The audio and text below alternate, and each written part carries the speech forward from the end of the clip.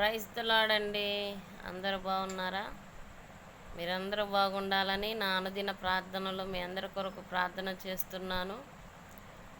మరి నా కొరకు ప్రార్థన చేస్తున్నారని విశ్వసిస్తున్నాను. మరి యొక్క వాగ్దానం ద్వారా మీ ముందుకు దేవుడు రావడానికి కృప చూపించినందుకే వందనాలు. మరి దేవుని లేఖనాలు చూసుకున్నట్లయితే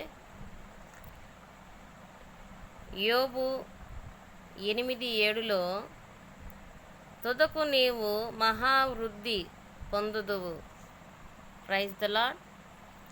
యోబు జీవితాన్ని చూసుకున్నట్లయితే మరి అనేకమైన బాధలు, కష్టాలు, బలహీనత, శరీర రోగముతో ఆర్థిక పరిస్థితులు ఎన్నో వాటిల్లినాయి.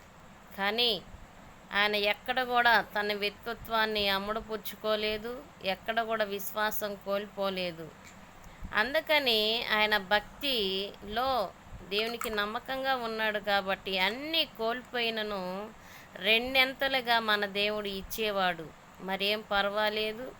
ఈరోజు కొన్ని పరిస్థితులు అనుకూలించకపోయినా పర్వాలేదు, నీవు కానీ నీ క్రియలు కానీ దేవుని సన్నిధిలో యథార్థంగా ఉన్నట్లయితే మరి దేవుడు రెండంతులుగా యోబు గ్రంథంలో ఏ విధంగా అయితే యోబుని ఆశీర్వదించారో అదే ఆశీర్వాదం ఆయన మనకి కూడా ఇవ్వడానికి సిద్ధంగా ఉన్నారు.